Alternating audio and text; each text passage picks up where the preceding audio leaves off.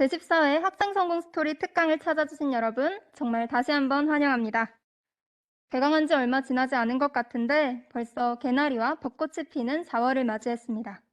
학기가 시작됐지만 아직 무엇을 해야 할지 걱정이 된다면 오늘 특강 내용이 많은 도움이 될 것 같습니다. 저는 진행을 맡은 성대방송국 58기 아나운서 김명진입니다.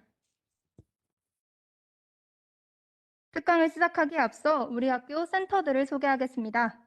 먼저 카운슬링 센터는 여러분의 대학 생활이 건강하고 행복할 수 있도록 도움을 주는 기관입니다. 홈페이지를 통해 우울증, 스트레스, 진로 검사를 무료로 받을 수 있으며 온라인 신청을 통해 현재 화상 상담도 가능하다고 합니다. 다음으로 인권센터는 성숙하고 올바른 대학 문화를 형성해 나가기 위해 인권 침해 및 성폭력 예방 교육을 주관하고 있습니다.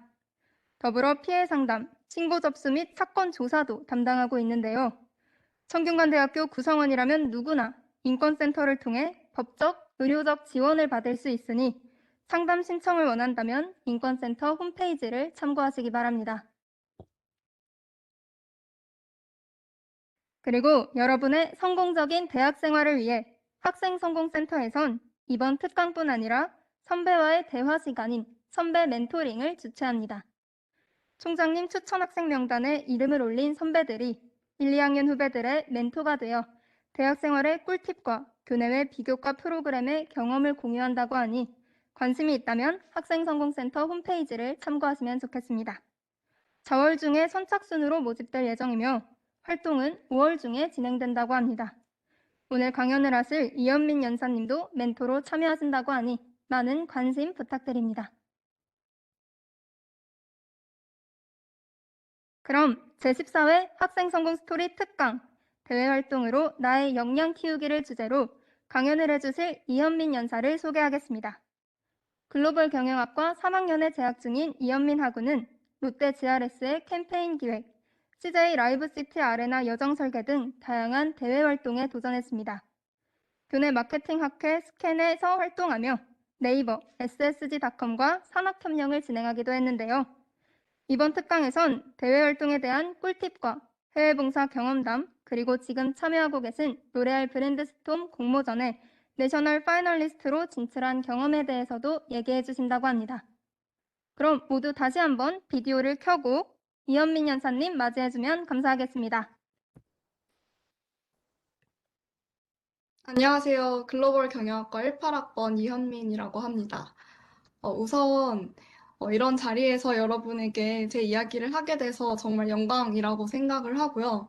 저는 오늘 대외 활동으로 나의 역량 키우기라는 주제로 30분 정도 발표를 맡게 되었습니다. 우선 목차를 간단하게 살펴보면 포스터에도 붙어 있었듯이 제가 해외 봉사를 하면서 느꼈던 점이나 동아리 활동이나 CJ나 로레알 이런 다양한 회사들과 천막 협력을 하거나 대외 활동을 하는 과정에서 느꼈던 점들 그리고 배웠던 점들을 중점적으로 다뤄볼 예정이고요. 사전 질문 Q&A를 제가 받아봤는데 다양한 활동에 대해서 질문이 들어와서 따로 빼기보다는 각각의 활동을 설명한 다음에 해당 활동에 대한 사전 질문 Q&A도 진행해 볼 예정입니다. 우선 첫 번째 항목은 교육의 가치를 실현하다라고 구성을 했습니다. 첫 번째 장표 조금 거창하지만 제가 교육에 대해서 생각을 해보니 초등학교에서 공동체 의식을 배우고 중고등학교에서 사회에 진출해서 무엇을 해야 할지 생각을 했다면 대학에서는 세상을 배우는 과정이라고 생각했습니다. 다만 달라진 게 있다면 대학에 오니 그 누구도 제가 뭘 해야 할지 이걸 하면 도움이 될지 아무도 가르쳐주지 않았다는 걸 느꼈고요.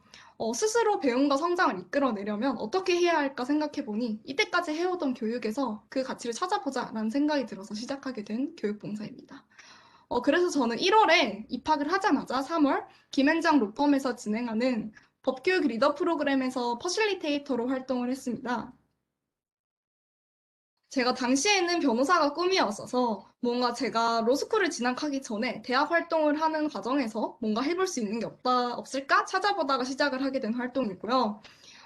해당 활동에서는 제가 강연을 당연히 진행한 건 아니었고, 법 분야에서 전문가이신 김앤장 로펌의 변호사님들께서 주로 강연을 진행하시고, 전 여기 있는 학생들과 오늘 배운 내용의 법리를 해석하고, 해당 내용을 어떤 일상생활 적용할 수 있을지 생각해보고 캠페인을 진행하는 과정에서 멘토로 참여를 했습니다.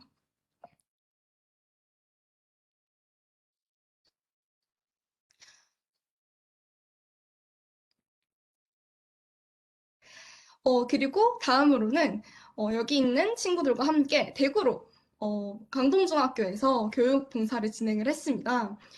저는 부산 출신인데요. 저도 지방에서 학교를 다니다 보니 확실히 서울보다는 지방에서는 어, 교육에 대한 정보를 접할 기회가 많이 적다고 느꼈어요.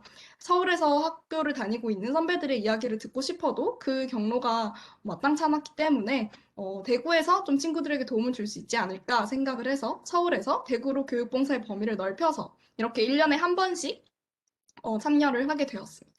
그리고 여기에 있는 친구들과 함께 일본으로도 봉사활동을 떠나게 되었는데요. 해당 사진은 제가 오사카 금강학교에서 문화교육팀으로 수업을 진행한 사진입니다. 사진에서 보실 수 있듯이 제가 거창한 걸 가르친 건 아니고요.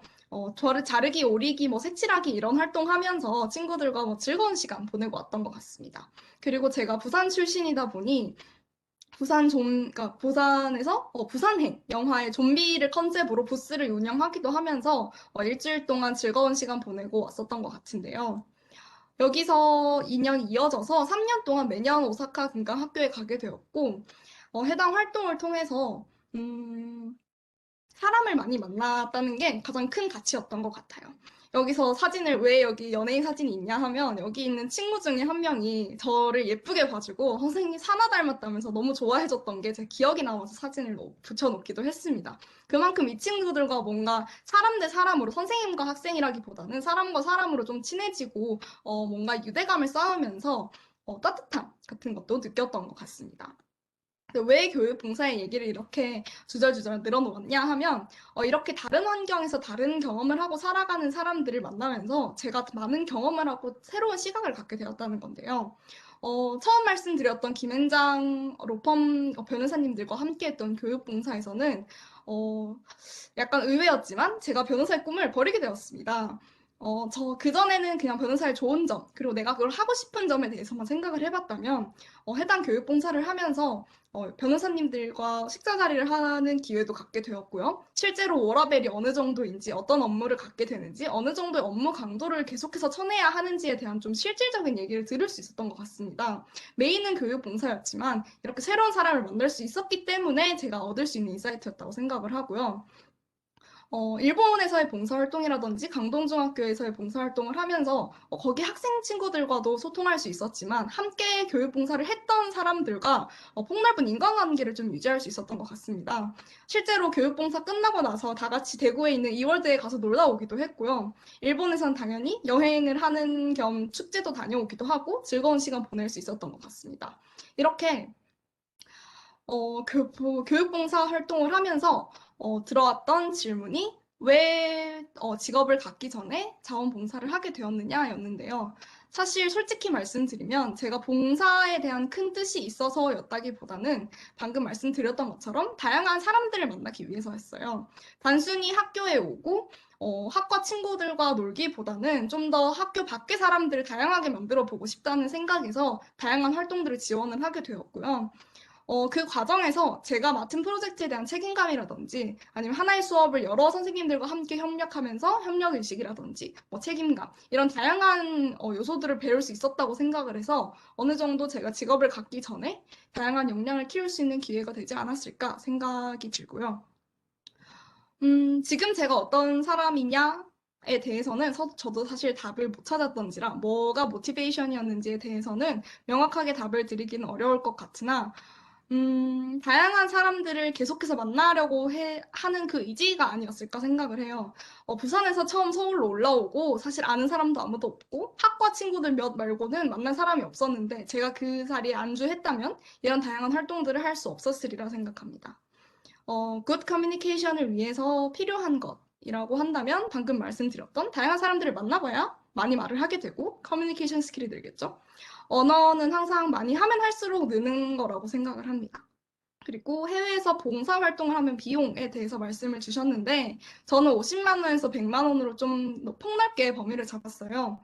왜냐하면 제가 매년 갔던 오사카 금강학교에서의 봉사활동을 떠올려 보면 팀장직이라든지 팀원이라든지 직책에 따라서도 가격대가 달랐고요. 저는 약 30만 원 정도 주고 갔던 것 같습니다. 근데 왜 50에서 100만 원을 책정을 했느냐? 가서 밥을 다 주시는 게 아니고 거기 가서 여행을 하고 싶을 수도 있고 다양한 좀 추가 비용이 들기 때문에 50에서 100만 원으로 넉넉하게 잡았고 저는 실제로 한 번 갈 때마다 약 100만 원 정도 사용했던 것 같습니다. 그리고 해외 봉사는 보통 언제 가나요?에 대해서는 지원 시기에 따라서 상이하겠지만 보통 방학에 가는 걸로 알고 있습니다. 그리고 나머지 질문들은 조금 모호해서 나중에 Q&A 시간에 조금 추가 질문 주시면 답변 드릴 수 있을 것 같고요. 교환 학생을 통해서 해외 봉사 활동을 했냐? 아닙니다. 저는 영국에 있는 셰필드 대학교에서 교환 학생을 붙기는 했는데 코로나 때문에 아쉽게도 가지를 못했고요. 인턴십 같은 경우에도 번역 봉사 활동을 하다가 알게 된 대표님이 제의를 해주시기도 했지만 방금 말씀드렸듯이 코로나로 인해서 영국에 가지 못하고 따라서 인턴십도 가지 못하게 되었습니다. 이렇게만 말씀드리면 제가 그냥 착실하게 열심히 공부하고 교육봉사 다니면서 그 와중에 조금 놀았다라고 생각하실 수도 있을 것 같아요. 그래서 준비한 다음 항목은 놀면서 일하다였습니다. 저는 실제로 랩피리츠라는 랩 페스티벌 투어 동아리에서 운영 지원 팀장으로 활동한 적이 있는데요. 사진에서 볼 수 있으시다시피 메인 활동은 노는 거였습니다. 페스티벌 투어 동아리다 보니 페스티벌을 다니면서 가서 음악 듣고 춤추고 하는 게 메인 활동이었고요. 다만 저는 그 와중에 해당 페스티벌을 방문하는 과정에서 뭔가 페인 포인트가 발생하진 않을까? 그리고 그걸 어떻게 해결하고 있을까를 눈여겨 좀 봤던 것 같습니다. 예컨대 스타디움이라는 페스티벌에서는 줄을 길게 서야 하는 페인 포인트를 해결하기 위해서 QR코드로 입장을 하고 있었다든지 아니면 AR 게임을 활용해서 상품을 나눠준다든지 그런 부스들을 좀 눈여겨보는 시각을 가졌던 것 같아요. 그리고 해당 동아리에서는 매월 레피리츠 파티라고 해서 매월 협찬 제안서를 작성을 해서 협찬 물품을 받아오고 해당 물품을 이벤트성으로 뿌리기도 하고 파티를 하는 그런 활동을 합니다. 해당 활동을 하면서 한 번은 저희가 홍보 마케팅에 실패를 해서 저희가 계획을 했던 것보다 현저하게 적은 수의 게스트로 파티를 진행한 적이 있었는데요. 그냥 아쉽다 하고 넘길 수 있었던 문제였을 수도 있지만 저는 저희 운영지원팀에 있던 개발자 팀원과 함께 방문 고객 인원을 집계하는 프로그램을 구상해 본 적이 있습니다. 해당 개발자가 말해주기를 핸드폰 전파 신호를 감지를 해서 지금 이 순간에 지금 해당 이벤트를 하는 그 순간에 파티에 방문한 인원이 몇 명인지를 하고 관리할 수 있는 프로그램을 개발 가능하다고 하더라고요. 해당 아이디어를 들으면서 단순히 놀기만 하려면 놀기만 할 수 있었던 활동에서 뭔가 생산적인 것들을 뽑아내고 자연스럽게 전공 경험을 살려서 비즈니스 필드에 대한 경험을 높일 수 있었다고 생각을 합니다. 그래서 다음은 일하며 놀다였는데요. 방금 주저주저 설명드렸던 그 페스티벌 동아리에서의 시각이 CJ 라이브시티의 마케팅 부서로 활동하는 데에 큰 도움이 되었던 것 같습니다. CJ 라이브시티가 생소하실 수도 있는데 지금 아직 짓고 있는 걸로 알고 있는데 CJ에서 저희 경기도권에 라이브시티라는 큰 놀이 공간을 짓고 있어요. 놀이 동산도 있고 한강공원 같은 느낌도 있고 그 복합적인 놀이 공간을 어떻게 설계할지에 대한 산학 협력을 진행을 할 때 제가 아레나 여정팀에서 활동을 한 바가 있습니다. 이 활동에서 가장 당황스러웠던 점은 저는 태생적으로 문과생인데 CES 2020을 방문을 해서 IT 기술을 접목한 뭔가 융합 솔루션을 내라라는 요구였습니다. CES 아시는 분들은 아시겠지만 매년 올해의 IT 기술이 어떤 방향으로 진행이 될지 어떤 식으로 개발을 하고 가장 선두에 있는 기업들이 어떤 기술을 메인으로 밀고 있는지를 선보이는 포럼이죠. 그래서 저는 작년 1월에 미국 라스베가스에 가서 CES 2025를 실제로 참관을 하면서 요즘 어떤 IT 기술이 유행인가, 어떤 것들이 시장을 선도하고 있나를 배우면서 미국 여행을 좀 즐기기도 했습니다. 해당 기회를 통해서 저는 문과생의 어느 정도 한계를 깨고 마케팅뿐만 아니라 기술적인 솔루션을 같이 이해하면서 솔루션을 제안할 수 있었던 것 같습니다. 다만 이러한 기회가 가만히 앉아있던 제게 찾아왔다기보다는 페스티벌 시장에 대한 이해가 있었고 그거에 대한 관심과 이해 그리고 평소에 관심 있게 보고 있던 기술들이 있었기 때문에 그 활동을 지속적으로 이어나갔고 더 나아가서 기회가 찾아왔을 때 제가 그 기회를 잡을 수 있었다고 생각합니다. 그리고 지금 로레알 브랜드스톰에 대해서 말씀을 드리고자 하는데요. 사전 질문이 이렇게 들어왔습니다. 우선 내셔널 파이널리스트는 인턴이 아니고요. 로레알 브랜드스톰이라는 활동 자체가 기본적으로는 공모전입니다. 다만 국내에서도 여러 번의 심사를 거치고 그리고 국가대표팀을 선발을 해서 인터내셔널 결승을 펼쳐서 우승자를 뽑게 된다면 실제로 그 아이디어를 로레알 페리스에서 아이디어를 실현시키는 하나의 거대한 프로젝트라고 보시면 편할 것 같습니다. 그리고 저는 지금 우리나라에서 한 팀 뽑는 그 내셔널 파이널의 5팀 중에 한 팀으로 지금 활동을 하고 있는 과정에 있고요. 두 번째 질문은 제가 로레알에서 뭔가를 하고 있다고 하니까 프랑스어를 원래 잘하셨는지라는 질문이 왔던 것 같아요. 아쉽게도 전혀 하지 못하고요. 로레알 페리스에 가게 된다면 그때 배우지 않을까 생각합니다. 그리고 로레알 브랜드스톰에서 어떤 아이디어로 진출을 하셨는지, 그리고 준비하는 과정에서 힘들었던 점과 이를 극복하신 경로에 대해서도 질문을 주셨는데, 사실 지금 현재 진행 중인 공모전이라 아이디어에 대한 깊은 인사이트는 드리지 못하는 점 양해 부탁드립니다.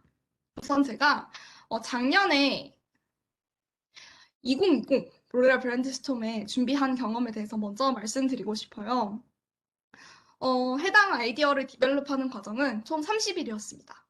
약 한 달 동안 팀원들과 정말 전전긍긍하고 밤을 새가면서 아이디어를 디벨롭했는데 결과는 놀랍게도 예상 광탈이었습니다. 전혀 수상을 하지를 못했고요. 저는 당시에는 이해가 되지 않았던 것 같아요. 주제는 패스트 패션에서 지속 가능한 방향으로 나아가고 있는 이 산업 트렌드에서 로레알이 제시할 수 있는 새로운 아이디어를 저희가 기획하는 거였습니다. 그래서 제가 제안한 아이디어는 해당 사진에서도 보이시는 것처럼 요즘 유행하는 오호라 젤네일이라든지 젤라또 팩토리 이런 젤네일 스티커를 지속 가능하게 마이크로 플라스틱을 없애고 조금 더 친환경적인 재료로 제안을 한 아이디어를 드렸고요. 사실 정말 공을 많이 들였던 아이디어인지라 아직까지도 왜 탈락했는지 마음이 아픈 기억입니다. 그런데 올해 지금 국내 탑 5에 들었던 이 아이디어는 준비 기간이 놀랍게도 단 5일이었습니다. 이 5일에 아이디어를 개발하고 해당 기획서를 작성하고 저희 아이디어를 소개하는 영상도 만들고 그 모든 걸 5일 안에 해결을 했어요. 사실 이렇게 빨리 해도 되나? 이렇게 대충 했는데도 될까라는 생각이 우선했던 당시였는데 놀랍게도 붙었고 그 다음 세미파이널 이런 것들을 거쳐서 지금 파이널에 진출을 했습니다. 간략하게만 말씀드리면 저희가 올해 제안하는 아이디어는 크라우드 펀딩을 통해서 메이크업 키트를 만들고 이걸 한번 팔아보자라는 아이디어라고 두루뭉술하게 전달드릴 수 있을 것 같은데요. 작년에는 어땠고 올해는 어땠고 무슨 차이가 있었길래 작년엔 한 달이나 공을 들였는데도 광탈하고 이번에는 5일이란 단시간에 준비를 했는데도 붙느냐라고 말씀드린다면 제가 산업에 대한 이해가 늘었다라고 생각을 합니다. 이 로레알 브랜드스톤 말고도 저는 다양한 산학협력이나 공모전에 참여한 경험이 있는데요. 하나하나 해나가면 할수록 떨어지는 것도 많았지만 점점 합격하는 것들이 많아지는 걸 제가 체감했습니다.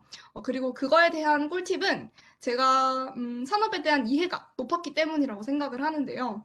해당 브랜드스톰에서도 보면 사실 아이디어가 다 거기서 거기입니다. 요즘 유행하는 것들, 요즘 크라우드 펀딩 유행이고요. 라이브로 인플루언서들이랑 뭔가 소통하는 거 유행이고요. 아니면 맞춤형, 퍼스널라이제이션 이런 것들도 유행이고요. 약간 이런 유행이고 트렌드인 요소들이 적절하게 배합이 되고 제가 그걸 매력적으로 전달을 할 때 공모전에서 수상을 하게 되는 것 같습니다. 작년에는 뭔가 투박하게 내가 뭔가 공을 들여서 아이디어를 제시를 하고 그걸 그냥 투박하게 던졌다면 이번에는 로레알의 입장에서 로레알이 지금 매력적으로 느끼는 포인트가 어디일까? 지금 인더스트리의 방향은 어떻고 그 과정에서 뭔가 소비자들이 주목할 만한 요소들이 무엇이고 우린 그걸 어떻게 매력적으로 전달할 수 있을까를 고민하고 뚝딱뚝딱 장표를 찍어냈던 것 같습니다. 단순히 우리가 되게 열심히 고안한 아이디어니까 너네도 좋아하겠지? 라기보다는 이번에는 로레알이 뭘 원하는지를 기저에 두고 저희가 아이디어를 뭔가 창의적으로 냈기 때문에 좋은 결과가 있지 않았나라는 생각이 듭니다. 제가 전반적으로 대외 활동에 대한 내용은 여기까지고요. 수학생 성공이란 무엇이다 라고 정리를 해달라고 부탁을 하셔서 이렇게 적어봤습니다. 저는 학생 성공이란 시행착오다 라고 정리를 했는데요. 목표 성취 이외에도 이를 성취하는 과정 속에서 시행착오 역시 성공의 일부라고 생각했기 때문입니다. 제가 성공한 것들은 뭐 성공이라고 얘기하기도 조금 민망할 정도지만 제가 좋은 결과를 얻었던 것들은 정말 많지만 그만큼 실패했던 것들도 많았고 제가 로레알 브랜드스톤만 해도 올해는 성공했지만 작년은 실패했었죠. 이런 시행착오마저도 제가 자산으로 만들고 작년은 이런 게 부족했구나를 인사이트를 얻고 다시 성공을 위해서 도전을 하면서 그 겪는 수많은 시행착오들이 학생 성공을 만들어 나가는 그 과정 속의 일부라고 생각을 했습니다. 제가 좋아하는 말인데요. 천재는 노력하는 자를 이길 수 없고 노력하는 자는 즐기는 자를 이길 수 없다라는 식상하지만 되게 의미 깊은 말이라고 생각을 합니다. 저는 항상 하기 싫으면 하지 않았습니다. 재밌을 때만 했고요. 내가 이왕 할 거면 즐기자라는 마음으로 열심히 하다 보니까 좋은 결과가 따라올 수 있었다고 생각합니다. 그리고 기회는 어디에나 있고 제가 주어진 상황에서 내가 즐기는 일을 하고 나만 즐기는 게 아니라 거기서 뭔가 생산적인 요소들을 뽑아내고 뭔가 실제로 기획해보기도 하고 다른 사람들과 합을 맞춰볼 때 특별한 커리어가 된다고 생각을 합니다. 오늘 제가 준비한 발표는 여기까지고 사전 질문 Q&A를 주신 게 있어서 해당 내용에 대한 내용도 빠르게 짚어보겠습니다. 우선 대외 활동 경력에 대해서 여쭤봐 주신 분이 있는데 이렇게 정리할 수 있을 것 같아요. 많아서 지금 스샷 잠깐 해두시고 나중에 사전 질문이래. Q&A 세션에서 다른 질문 주시면은 해당 활동에 대한 인사이트 드릴 수 있을 것 같고요. 대외 활동 지원 시에 고려해야 할 점이라고 말씀드리면 내가 이 활동을 왜 하고 싶은가에 대한 고민이 먼저 선행되어야 한다고 생각을 해요. 그 다음 3번 질문과도 약간 연관이 있는데 단순히 제 전공과 관련되어 있어서 아니면 제가 꿈이 이건데 이거에 도움이 될 것 같아서 라고 하는 건 별로 매력적이지 않을 것 같다는 생각이 들었어요. 해당 활동을 통해서 내가 어떤 것들을 성취할 수 있고 어떤 성장을 할 수 있는지에 대한 스토리라인이 있어야 면접관 입장에서도 이 지원자를 뽑았을 때 우리 단체에도 도움이 되고 뭔가 재밌는 걸 해나갈 수 있겠구나라는 생각이 들었습니다. 대외 활동을 하는 이유도 마찬가지로 재밌어서 했습니다. 아까 경력을 보여드린 것만 참고를 한다고 하더라도 글로벌 경영에만 국한되어 있지 않아요. 저번 달에는 뭐 KPMG에서 하는 아이디어 톤에 참여를 해서 제가 개발자는 아니었지만 단순한 뭐 데이터 라벨링이나 이런 작업들에도 제가 참여를 해보면서 코딩이나 프로그래밍도 좀 배워보기도 했었고요. 그 외에도 뭐 지금 브랜드스톰 같은 경우에도 재밌어서 열심히 하고 있기 때문에 단순히 이게 나한테 도움이 되니까 해야지 라기보다는 이걸 했을 때 내가 정말 즐길 수 있는가를 생각을 해보면 좋을 것 같습니다. 그리고 대외 활동에 대한 시간 투자나 균형과 방향성에 대해서는 항상 정답은 없지만 제가 학점을 한번 잃어보고 나니 여러분에게는 언제나 내 본캐가 방향성을 잃지 않도록 내 할 일에 소홀해지지 말라라는 말씀을 드리고 싶어요. 제가 한창 다양한 대외 활동을 하고 뭐 한 번 할 때 막 5개, 6개 이렇게 병행한 적도 있었는데요. 거기에 시간을 좀 많이 할애하다 보니까 학점을 챙기기에는 조금 부족하지 않았나. 그리고 그게 아쉬움이 남더라고요. 학점이 다는 아니지만 그래도 기본은 해야 하니까요. 그래서 여러분에게는 항상 나의 본분이 뭔지를 생각을 하고 대외 활동에 시간을 투자했으면 좋겠다라고 말씀드리고 싶습니다.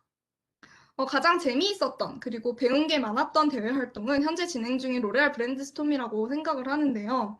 해당 공모전에서 제가 가장 많이 느꼈던 게 도메스틱 마켓과 글로벌 마켓이 정말 다른 시각을 가지고 있다는 거였어요.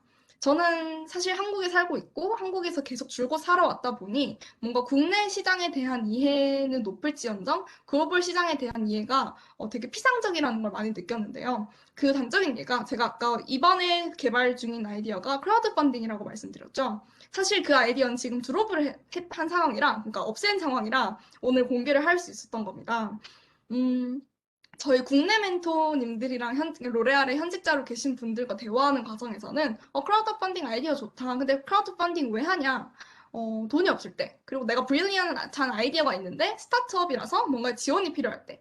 아니면 내가 사회적 가치를 전달할 때. 뭐 대충 이런 것들이 될 텐데 너희한테는 그게 안 보이니까 너희만의 네 번째 아이디어를 만들든지 아니면 사회적 가치를 좀 전달할 수 있는 아이디어로 디벨롭 해봐라 라고 해서 저희는 사실 크라우드 펀딩을 통해서 모금을 하고 해당 펀드를 하장에서 좀 소외된 개발도상국의 여성들에게 지원을 하는 이런 식으로 사회적 가치를 전달하는 아이디어로 디벨롭을 하고 있었어요.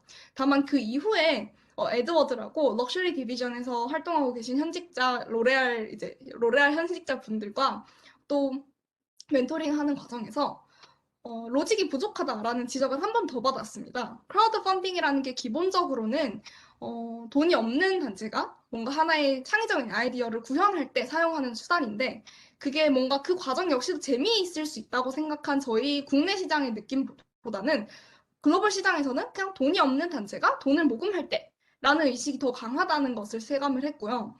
해당 과정에서 에드워드와 소통을 하는 과정에서 결국 크라우드 펀딩 아이디어를 드롭하고 아예 발표 내용을 새로 구상을 했습니다. 당시에는 정말 현타가 많이 오고 이때까지 우리가 빌드한 메인 아이디어가 크라우드 펀딩이었는데 이걸 버리면 우리가 뭘 제시할 수 있지? 라는 벽에 부딪혀서 정말 많이 힘들었었는데요. 몇 날 며칠 밤을 새고 다시 지금은 장표를 찍어낸 상태고요. 그 과정에서 정말 배운 게 많았습니다. 저희가 고수하고 있는 이 아이디어가 정답이 아닐 수 있다는 점을 정말 많이 배웠고요. 그리고 뭔가 새로운 시각이 주어졌을 때 그 시각에 빠르게 적응을 해서 다시 재구조화를 하는 유동성, 이런 것들이 중요하다라는 것을 체감을 했던 것 같습니다. 그리고 처음 대외 활동을 시작했을 때 어떻게 했는지, 무조건 많이 지원하라라는 말씀을 여기서 드리고 싶은데 사실 제가 첫 대외 활동이 뭐였는지도 기억이 안 날 정도로 정말 수백 개의 단체에 지원을 했고 그중에 붙는 대로 다 쳐냈던 것 같아요. 어, 제가 많은 대외 활동을 할 수 있었던 이유는 많이 지원했기 때문이고요. 단순히 나 어떤 걸 선택해서 어떤 걸 지원해 보지가 아니라 이거 하면 재밌겠네 라는 생각이 드는 게 있다면 그런 생각이 드는 족족 다 지원을 해보셨으면 좋겠습니다. 그래서 비슷한 맥락에서 수많은 대외 활동 중에서 선택 기준이 무엇이었는지, 그리고 어떻게 자기만의 이야기로 만들었는지 궁금하다라는 질문을 주셨는데, 제가 선택하기보다는 활동이 저를 선택했다라는 오글거리는 말로 답변을 하고 싶습니다. 제가 좋아하는 것들 최대한 많이 지원을 해봤고요. 그 결이 맞다고 판단되는 면접관님들이 저를 그 이야기로 합류시켜 주셨을 때 제 이야기가 완성되지 않았나라고 생각을 하고요. 사실 제가 아까도 말씀드렸듯이 처음에는 병사가 꿈이었고 요즘은 뭐 개발 공부도 해보고 있고 제 본 전공은 또 글로벌 경영이다 보니 마케팅이나 영업 이런 것들이 주가 되기도 하는데요.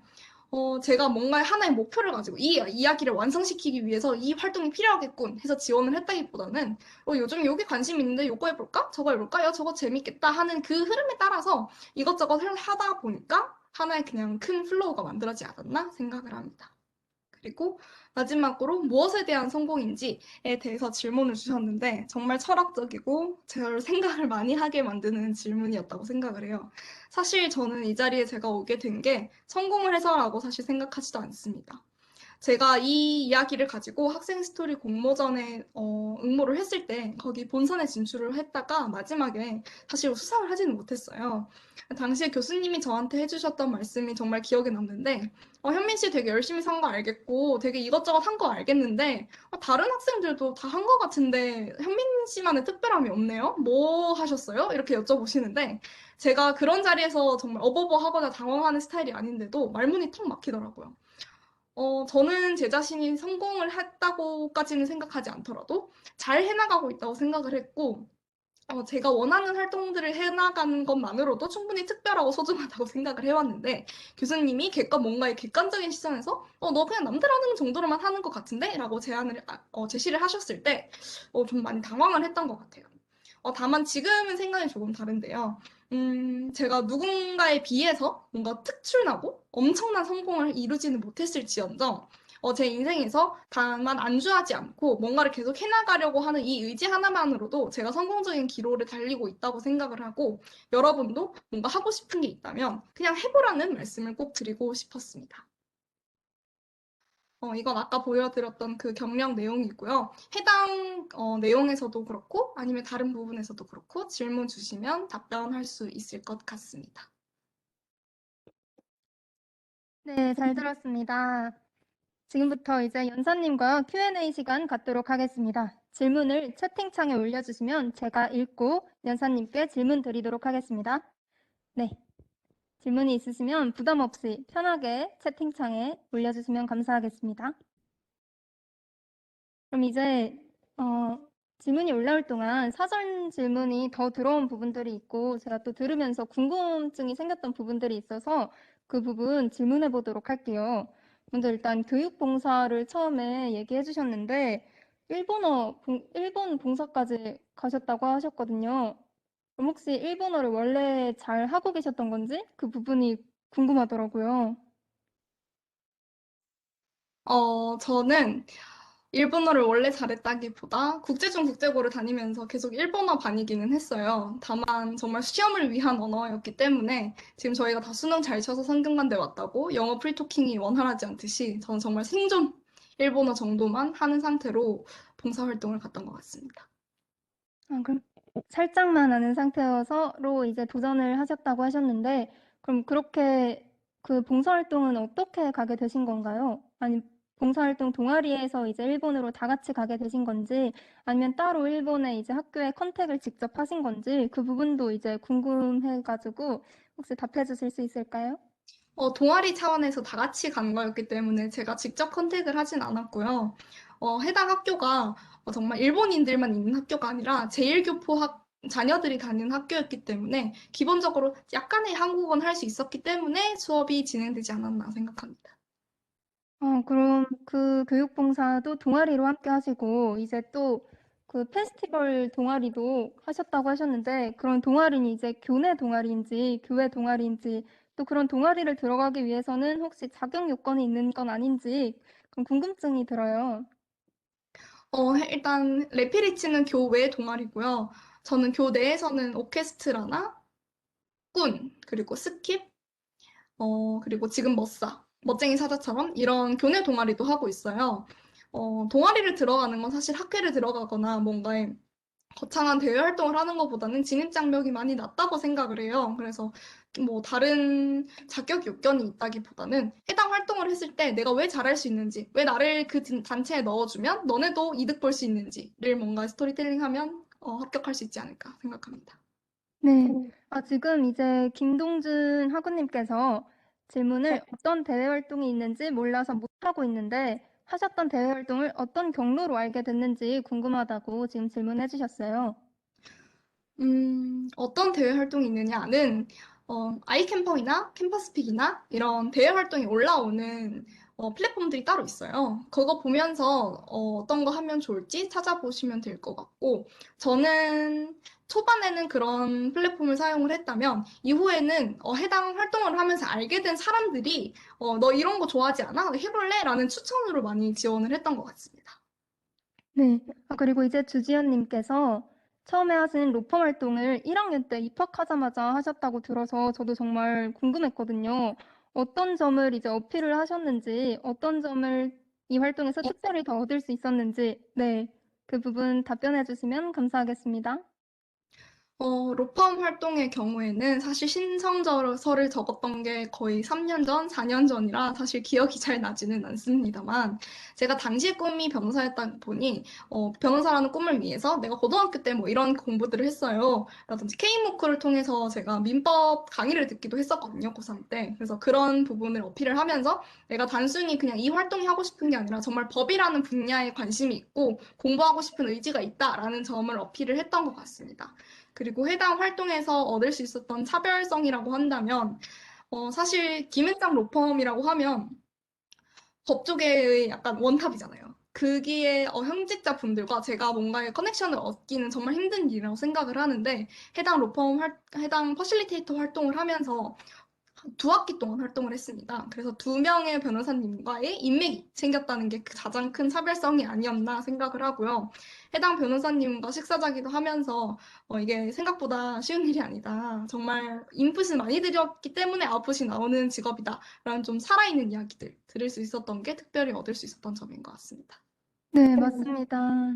대외 활동은 이제 교내 활동과는 다르게 다른 학교 분들을 만날 수도 있고 또 현직자 분들을 만날 수도 있다는 그런 장점이 있는 것 같아서 그런 점을 차별성으로 얘기해 주신 것 같고요. 그리고 이제 많은 도전을 해라. 일단 도전을 해라. 사실 1학년 때도 바로 이제 리더 프로그램에 합격을 하시기도 했고 그런 부분들이 있어서 그렇게 많은 도전을 했었는데 혹시 떨어진 경험도 많으신지 궁금하거든요. 그렇게 떨어지거나 좀 이렇게 좌절을 맛보셨을 때는 혹시 어떻게 이겨내셨을까요? 우선 1대1 정도의 비율이었던 것 같아요. 3개를 넣었다면 그중에 1.5개는 떨어졌던 것 같은데요. 좌절감을 사실 느끼지는 않았던 것 같아요. 당연히 항상 제가 부족함이 있다라고 생각을 했고, 제가 당연히 자신이 있어서 지원을 했지만 그게 부족할 수 있다라는 건 항상 인지를 하고 있었기 때문에 떨어졌으면 내가 왜 떨어졌는지를 좀 생각해 봤던 것 같고요. 좌절하기보다는 내가 다음에 다시 지원했을 때 어떻게 하면 붙을 수 있을지 약간 필승전법을 혼자 고안해내면서 뭔가 좀 열의를 불태웠던 것 같습니다. 네, 그렇게 로레알 공모전도 다시 도전하셔서 이제 이번에 최종 진출까지 하셨다고 말씀해 주셨는데 사실 그렇게 다시 도전을 한다는 것도 어려운 일이지만 그 도전을 하는 동안 또 이렇게 지식과 경력이 많이 쌓이셨다고 들었어요.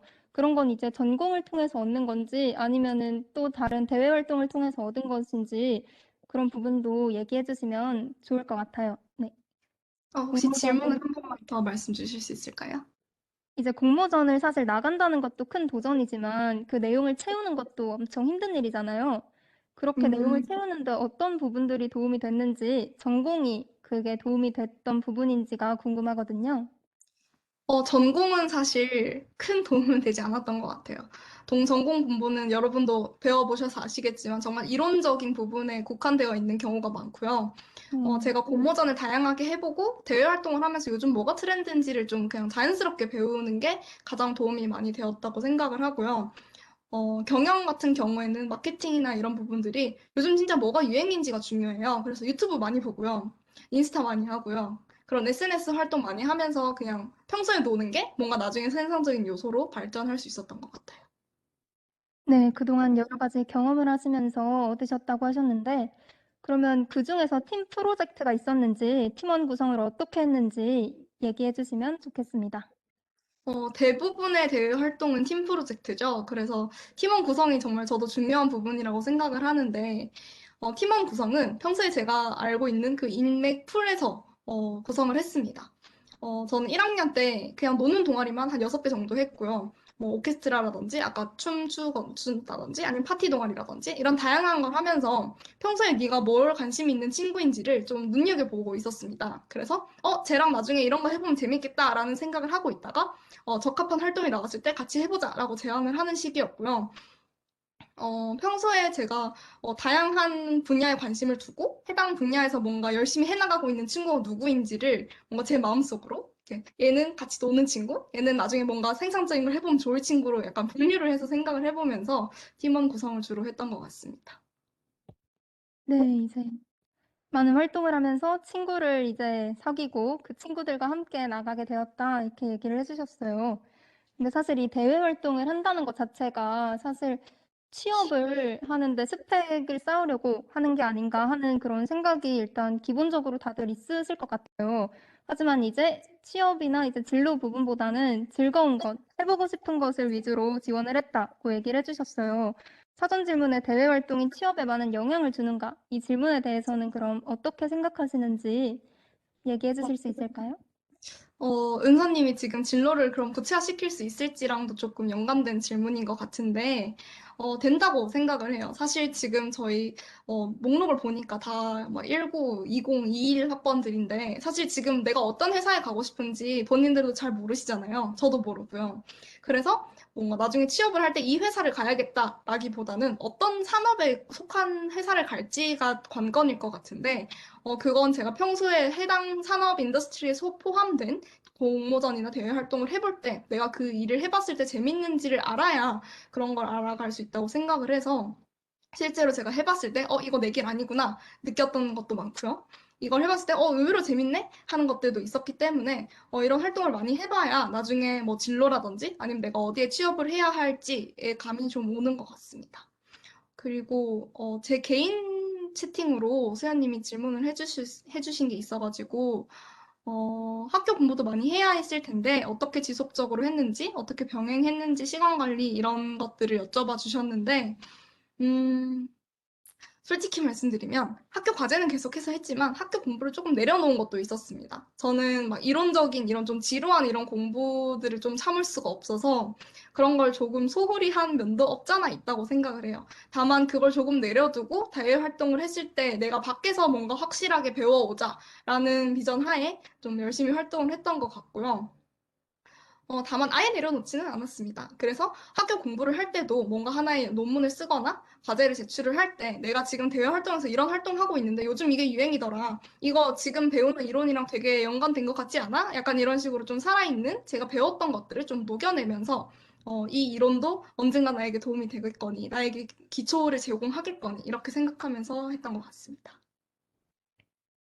네, 근데 이제 처음 시작을 하고 많이 도전하는 게 가장 중요하다. 그리고 대외 활동을 통해서 진로를 구체화할 수도 있었다. 이런 말씀을 해주셨는데 그 대외 활동을 일단 붙는 것 자체가 사실 많이 어렵다고 생각을 해요. 관련 경험이 없으면 인턴이나 대외 활동 서류를, 면접을 뚫는 게 너무 어렵다. 이런 얘기를 해주셨는데 혹시 이렇게 서류나 면접을 준비할 때 꿀팁 같은 거나 노하우가 있으셨을까요? 어, 경력란을 채우기가 힘들어서 좀 듣기가 어려운 것 같다라고 말씀하신 분들 중에 과연 정말 거기를 채우기 위해서 내가 최선을 다했는지를 여쭤보고 싶어요. 사실 저도 내는 것마다 족족 붙어서 이렇게 경력란이 채워졌다기보다는 500개 나와서 그중에 200개 붙었기 때문에 요만큼 채워졌다고 생각을 하고요. 어, 그렇기 때문에 지원을 할 때 뭔가 선택적으로 지원을 하기보다는 평소에 내가 해볼 수 있는 거, 내가 좀 재밌게 해볼 수 있을 만한 것들을 다 해보셔야 언젠가 그런 경력난을 채우고 뭔가의 큰 프로젝트 지원을 하게 됐을 때 그 뒷받침이 되지 않을까 생각을 합니다. 네. 사실 이제 또 질문이 올라왔는데 실패를 했을 때 좌절감이 들지는 않는지 어떻게 극복하고 새로운 공모전이나 새로운 일들에 또다시 도전을 하는지 이 얘기를 아까 제가 살짝 여쭤봤을 때는 좌절감이 크게 들진 않았다. 내가 왜 떨어졌는지 다시 분석했다. 뭐 이런 말씀을 해주셨어요. 하지만 사실 그게 쉬운 일은 또 아니라고 생각이 들거든요. 뭔가 우울하거나 그럴 때 극복하는 그런 자신만의 방법이 있으셨을까요? 저는 어, 좌절감 들 수 있다고는 생각을 하는데 그 감정에 제가 뭔가 잠식되지 않도록 항상 노력을 하는 것 같아요. 저는 좀 우울해지거나 할 때 대화를 나누는 저 고등학교 때부터 친구 한 명 있는데 그 친구는 디자인 전공이기는 하지만 뭔가 서로 요즘 뭐 어디에 관심이 있고 뭘 하고 있는지를 항상 공유를 하거든요. 그래서 내가 이걸 떨어졌다라고 했을 때 왜 떨어졌는지 모르겠다. 내가 부족한 것 같다. 이런 푸념을 늘어놨을 때 뭔가 저를 둥가둥가 해주고 뭔가 같이 동반자처럼 같이 달려나갈 수 있는 그런 러닝메이트라는 친구가 있었기 때문에 그걸 잘 극복해 나갔던 것 같기도 하고요. 슬럼프 당연히 겪었던 적도 있고요. 번아웃이 와서 다 하기 싫었던 적도 있는데 그럴 때는 과감하게 아무것도 안 했습니다. 그래서 지금 저는 실제로 조금 지치는 것 같아서 휴학을 하기도 했고요. 로레알이나 이런 제가 병행하고 있는 공모전이 없을 시즌에는 그냥 하루 종일 아무것도 안 하면서 그냥 쉬고 있습니다. 그런 쉬는 시간이 있기 때문에 뭔가 더 원동력을 얻어서 할 수 있는 것 같아요. 네. 뭔가 그렇게 힘든 일을 겪거나 쉬고 싶을 땐 확실히 쉬어주는 것도 큰 도움이 된다고 생각을 합니다. 그리고 이제 로레알 공모전을 준비하신 걸 보여주셨는데, 그걸 보면서 이제 영어에 정말 잘하신다. 국제중 국제고를 나오셨다고도 얘기를 해주신 것 같아요. 근데 이제 그 큰 관련은 없지만 사실 저도 궁금을 해서 토익과 토플을 혹시 준비를 하시는지 아니면 이런 부분 영어에 대해서는 자신이 있으셨던 건지 궁금하거든요. 저는 토익이 점수가 있기는 한데 따로 준비를 한 건 없고요. 그냥 필요해서 한번 쳤더니 그때 몇 점이 나왔지? 975점 정도가 나왔던 것 같아요. 970인가 975인가 985인가 사실 잘 기억이 안 나는데 저당이 필요한 점수가 나와서 그 뒤로 따로 더 공부를 해서 점수를 올려야겠다라는 생각은 하지 않았고요. 실제로 제가 많은 현직자 분들과 대화를 나눠보면 최소한의 미니멈 커트라인은 있을지언정 뭔가 무조건 만점을 받으면 이 친구 영어 잘하는 친구구나라고 생각을 하시지는 않는다고 하더라고요. 그래서 950이면 950, 970이면 970 이렇게 해당 회사 아니면 내가 가지고 있는 그 커트라인 정도만 정해놓고 그 점수 이상만 넘겼다면 굳이 막 영어 준비를 따로 열심히 해야 하는 건 아닌 것 같다고 생각합니다. 이제 이제 소통이 될 정도로만 어느 정도 이제가 된다면 그렇게 해외 봉사나 활동도 가능할 것 같다는 얘기해 주셨고요. 이제 3학년에 재학 중이신 걸로 알고 있습니다. 1, 2학년 때 어떤 활동을 꼭 해봤으면 좋겠는지 마지막으로 추천해 주실 수 있을까요? 음, 뭔가 활동을 하나 꼭 찍기가 정말 어려운 것 같은데, 마케팅이나 뭐 이런 거 관심 있다면 로레알 정말 좋은 활동이라고 생각을 하고요. 그거 아니더라도 질문 주신 분 중에 뭐 인턴 자소서나 면접에 도움될 만한 활동이 뭐 관련 아르바이트라도 해보는 게 좋을까요? 라고 하면은 네! 라고 말씀드리고 싶습니다. 할 수 있는 건 다 해보셨으면 좋겠고, 굳이 뭐 유튜브를 내가 키워봐야겠다가 아니더라도 평소에 제가 뭘 하고 있는지를 좀 정리해 두는 건 필요하다고 생각을 해요. 그래서 여기 경력 써놓은 것처럼 제가 이거 여기서 보여드리려고 정리를 해온 게 아니라 평소에 하나하나 뭐 할 때마다 다 적어 놓던 거를 모아서 여기 올려놓은 거라 평소에 내가 뭘 하고 있는지를 미리미리 기록해 놓는 습관 가지셨으면 좋겠습니다. 네, 아우, 제가 질문 하나를 놓치고 마지막이라고 말씀을 드려버렸는데, 그러면 정말 이제 한 47분이니까 1, 2분 정도, 3분 정도 더 질문을 받아볼까 싶어요. 혹시 더 질문이 있으신 분 채팅창에 올려주시면 감사하겠습니다. 아, 네. 대외 활동이나 아, 인턴 자소서 면접에 도움이 될 만한 활동, 아르바이트라도 뭐든 일단 해보는 게 좋다고 얘기를 해주셨어요. 사실 근데 저도 대외 활동을 많이 찾아보면서 유튜브를 하지도 않고 인스타그램도 이제 비공개 계정으로 활동을 하는데 뭐 팔로워 수를 그 적으라고 하는 게 정말 많더라고요. 그런 걸 보면서 이제 아, 그러면 어떻게 신청을 하고 어떻게 붙지? 이런 생각을 많이 했는데 사실 블로그를 시작하는 것도 큰 도움이 된다고 들었어요. 자기가 그냥 글을 써보는 것도 시작하는 것도 그렇게 하는 것도 많은 그 장점이 될 수 있다고 뭐든 해보는 게 좋은 것 같다고 얘기를 하신 걸 듣고 저도 뭐라도 해보겠다는 마음이 들었습니다. 네.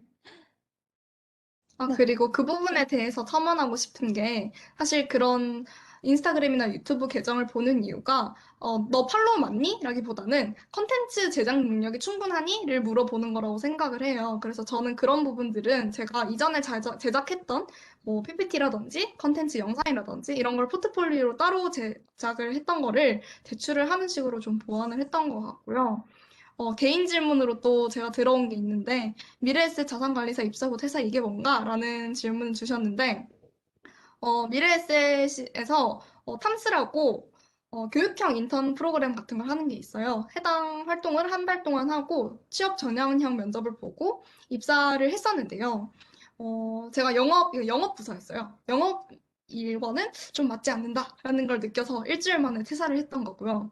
해당 활동을 하면서도 정말 느낀 게 많은데 시간 관계상 궁금하신 게 있으면 제 이메일이나 아까 그 띄워드렸던 여기 제 인스타 궁금하신 점 여쭤보시면 수연님께 따로 또 뭔가 알려드릴 수 있을 것 같습니다. 네. 혹시 더 질문 있으실까요? 네. 그러면은 이것으로 Q&A 시간 마치도록 하겠습니다. 오늘 특강을 들으니 저도 일단 여러 가지 대외 활동을 해보는 것도 좋을 것 같다는 생각이 들었어요.